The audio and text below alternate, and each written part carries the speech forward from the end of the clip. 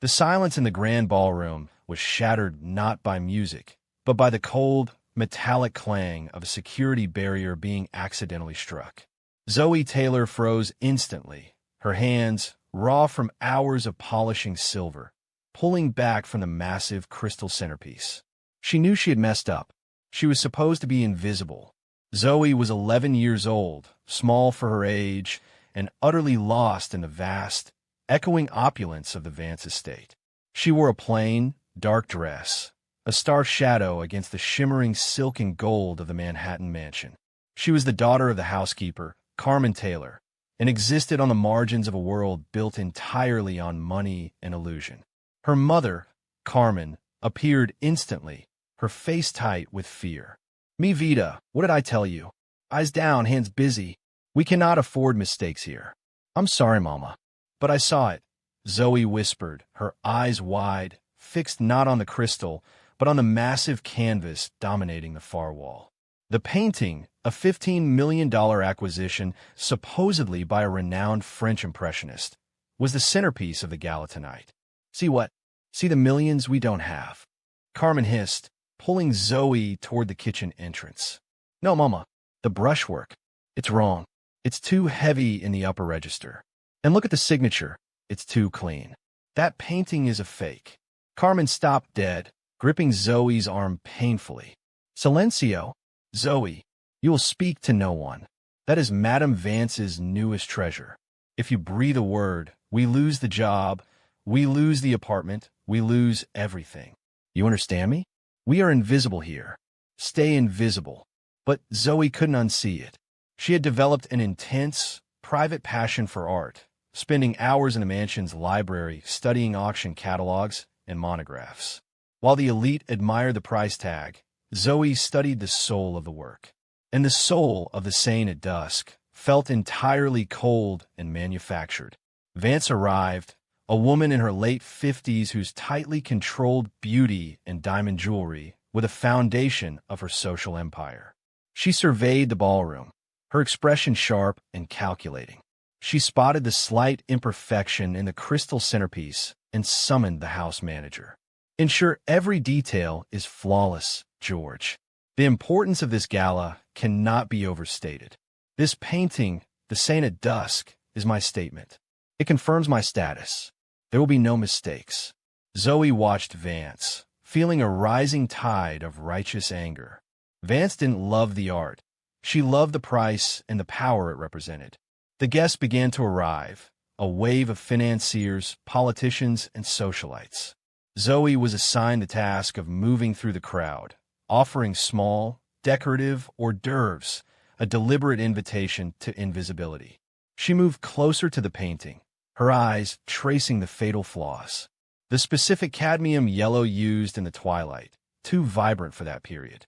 The signature, applied too thinly, almost digitally perfect. She felt the injustice deeply. This was more than a fake. It was a lie designed to sustain the deceit of the entire class. She saw Daniel Park, a high-profile investor and friend of the Vances, approach the painting with a wine glass. "Daniel, magnificent, Vance. $15 million well spent. It completely solidifies your position as the city's leading collector." Vance, beaming, "Thank you, Daniel. It was worth every penny, and the associated media exposure for the foundation has been excellent." The exchange confirmed Zoe's fear. The painting was a tool for financial and social manipulation, potentially masking darker secrets.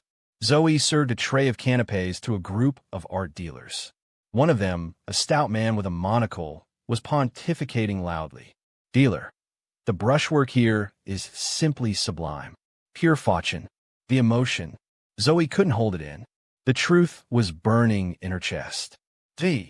Quietly but firmly, "Excuse me, sir, but the work is wrong.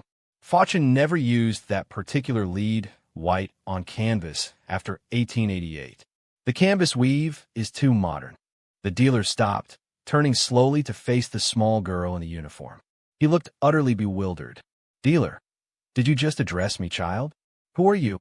Carmen, who had been watching from the kitchen entrance, closed her eyes in despair. The silence was immediate and hostile. Vance, sensing a disruption to her flawless evening, strode over, her face a mask of cold fury. Vance? What is the meaning of this? George, why is this child speaking to a guest? Zoe, standing her ground, looking straight at Vance. Madam Vance, I am sorry, but your painting is a forgery. It is not the Saint at dusk. It is a lie. The declaration, public, loud, and absolute, sucked all the oxygen out of the room. The music stopped. The $15 million lie had been exposed by the most invisible person in the room. Vance, a terrifying whisper, you are dismissed. Both of you, get out of my house.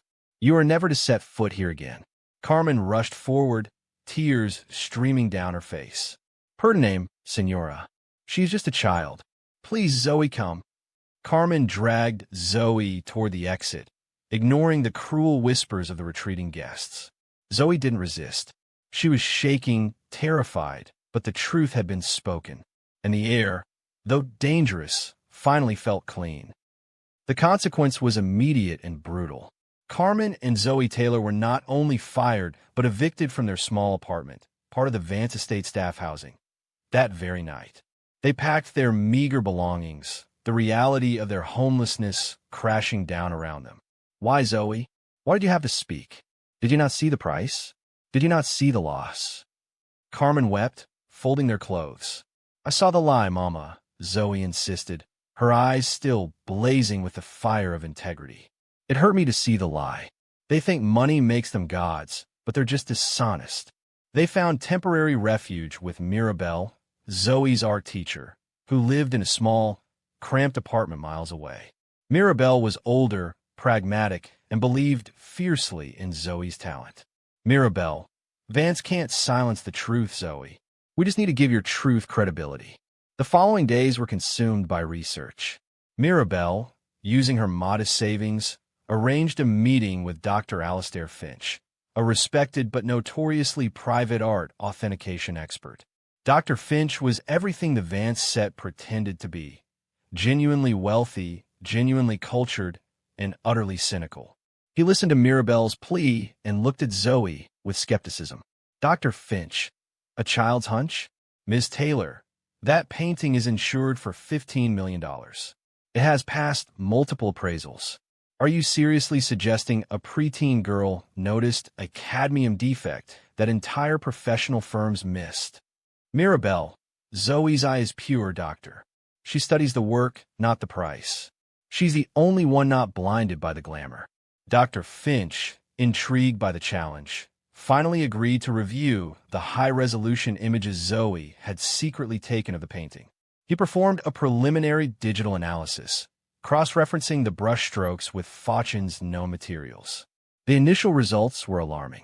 Dr. Finch, initially aloof, grew intense. The density is wrong. The canvas treatment. Wait a minute. He pulled up public records related to the purchase. The painting had been acquired through an obscure, now-defunct gallery that specialized in acquiring assets from failed hedge funds. The paper trail was immediately suspicious. This is not a simple misattribution, Dr. Finch announced, his cynicism replaced by focused professional anger.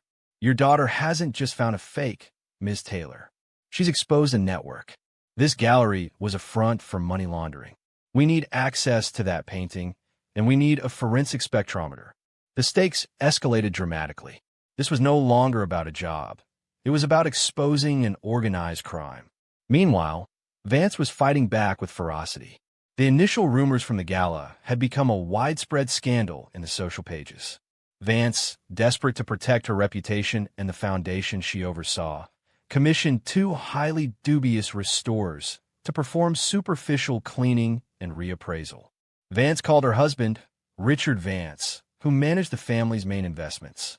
Vance, Richard, you must squash these rumors. I need you to lean on the board. We need official statements confirming the authenticity. That child's lie is jeopardizing the foundation's next round of funding. Richard, you purchased this painting with foundation discretionary funds, Vance. You risked our primary assets for social status. I warned you about using the foundation account. The internal conflict within the Vance marriage was exposed. Vance's manipulation ran deeper than just art. It involved misusing charitable assets for personal gain. Vance ignored his warning.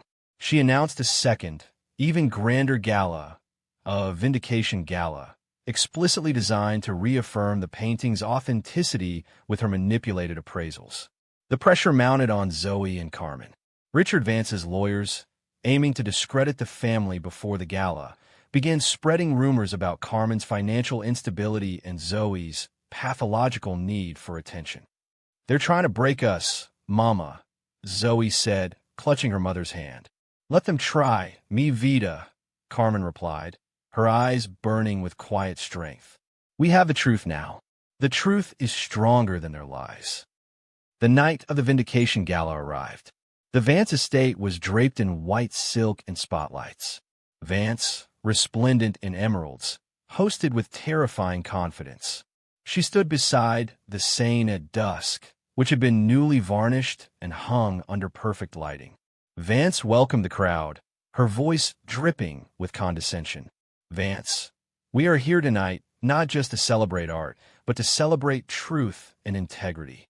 After recent, baseless rumors spread by disgruntled former employees, I am proud to announce that the painting has been verified by independent experts. Any doubts are simply a pathetic attempt to attack my family's standing." The guests were polite but skeptical. They knew the price of silence in that city. Meanwhile, Dr. Alistair Finch and Mirabelle were outside, waiting in a dark, unmarked sedan. They had secured the definitive proof, a complete forensic analysis, including pigment dating and a microscopic cross-section comparison with a genuine Forgery canvas.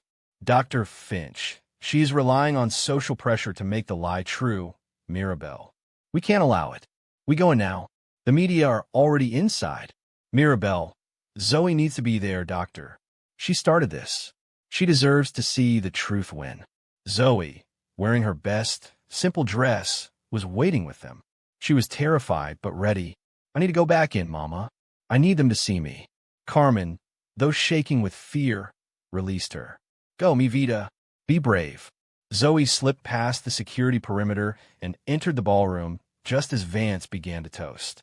"Vance, to the beautiful, eternal truth of art. The truth is that the painting is a fake." Zoe's voice, though small, cut through the toast with stunning force. Vance stared at the small girl, her face going white with shock. "How did she get in here?" "Security." But it was too late. Dr. Finch, accompanied by Mirabelle and a camera crew discreetly coordinated by Zara Khan, the investigative journalist, walked into the ballroom. Dr. Finch carried a sleek protective case. He ignored Vance and addressed the assembled elite. "Dr. Finch, ladies and gentlemen, the truth is not eternal.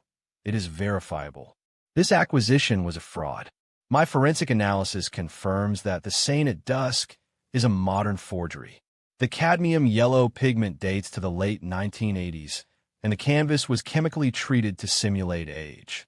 The murmur in the room turned into a gasp. Vance screamed, rushing forward. "Vance, this is a libelous lie. This is an attack. I demand you leave." Dr. Finch calmly placed the canvas under a portable UV light. The crowd leaned in. The image, under the UV spectrum, glowed with startling, undeniable clarity. The modern pigments reacted violently, revealing the areas of intentional deceit beneath the varnish. The facade had shattered. Media cameras flashed furiously. Richard Vance, Vance's husband, walked away from the scene, his face a mask of shame and fury. He was seen making a phone call, not to protect Vance, but to freeze the foundation's assets. The scandal was no longer a rumor. It was a public execution. Vance's frantic attempts to regain control failed miserably. The elite circle, masters of self-preservation, began turning away from her. Zoe stood near the entrance, shaking, watching the chaos. She had won. The fallout was immediate and devastating. Vance's husband, Richard, confirmed that foundation funds had been misused, leading to Vance's immediate suspension from the foundation board and her social isolation. Legal investigations began into the money laundering network. Zoe and Carmen, now staying permanently with Mirabelle, watched the downfall on the news. They were poor, but they were free. Richard Vance, seeking to minimize damage to his family name, created a major scholarship fund for talented, underprivileged art students. He named Zoe the first recipient, guaranteeing her artistic education and mentorship. The media, led by Zara Khan, turned Zoe into a national symbol of integrity. She received invitations to speak at universities and art schools. Her voice, once ignored by the wealthy, was now amplified nationwide. Zoe, supported by Mirabelle and Dr. Finch, dedicated herself to her art, channeling her experience into expression. Her journey was complete. She had moved from silence and invisibility to empowerment and influence. Time jump. 10 years, the final scene opens in a magnificent, modern art gallery. The room is hushed, filled with critics and collectors. The centerpiece is a large, vibrant canvas. The program reads, Zoe Taylor, Emerging Voice. Zoe, now 21, confident and dressed in elegant, unique attire, stands before her work. She has found her voice and her place in the world she once only watched from the kitchen entrance. Her final painting is titled Truth in Silence. The camera zooms in on the canvas. It is not an abstract piece, but a perfect photorealistic depiction of the night of the gala. The centerpiece is the moment of the exposure. Vance's face shattered by shock, the art dealer's monocle falling, and in the foreground, the tiny, defiant figure of her 11-year-old self. A critic pontificates, the technique is flawless, but the emotion, the way she captured the fear and the vulnerability of the wealthy and the sheer moral courage of the child, it's absolutely staggering. Zoe finds her mother, Carmen, and Mirabelle in the crowd. They hug. Carmen is tearful, but proud. Zoe smiles, looking at her painting. It's not just a painting, Mama, she whispers. It's a record. They can never hide the truth again. Meanwhile, the news scrolls across a phone screen. Former socialite Vancel's last property. Her empire is officially gone. Zoe's story proved that the power of a single, honest voice is stronger than the most entrenched system of lies. Her legacy was written not in controversy, but in the authenticity of her art and her courage. Zoe stood by her painting, Truth in Silence, watching the crowd interact with her work. She had learned that art was not a passive pleasure. It was a potent weapon for justice. She spoke with Dr. Finch, who is now a mentor and friend. You saved me, Dr. Finch. That day, you gave my claim credibility. Dr. Finch, no, Zoe, you saved us. You reminded the entire art world that integrity must be the first appraisal. We were blinded by the money. You were the only one who saw the pigment. Zoe looked around the vibrant gallery, filled with diverse artists and honest art. This was the antithesis of the cold, deceptive Vance estate. She found Zara Khan, the investigative journalist, who had championed her story for a decade. Zara Khan, your scholarship is now fully endowed, Zoe. It's named the Helena and Maya Fund. It's helping 50 kids this year. You turned one lie into a legacy of opportunity. Zoe's face was serene. She had found her purpose, using her extraordinary gift to ensure other marginalized talents were never overlooked. She stepped to the microphone for a brief closing speech. Zoe, when I was 11, I learned that the wealthy build walls of silence around their lies. I learned that my voice, because of who I was and where I came from, was meant to be invisible. But I learned something else. Courage is the decision to speak the truth when you know you will lose everything. And when you speak that truth, you realize you don't lose anything at all. You gain your life. She looked directly at the camera, her large eyes intense. My art is my voice, and my art will always speak the truth. The final frame freezes on Zoe's painting, Truth in Silence, a beautiful, terrible record of the day the child spoke up and the adults froze. If Zoe Taylor's journey from invisibility to influence moved you, remember the power of a single voice. Hit subscribe now to support stories that prioritize courage, ethics, and social justice. Like this video and comment below. What is the biggest lie you've seen exposed by a small detail? Share this story to remind others that authenticity is always more valuable than appearance.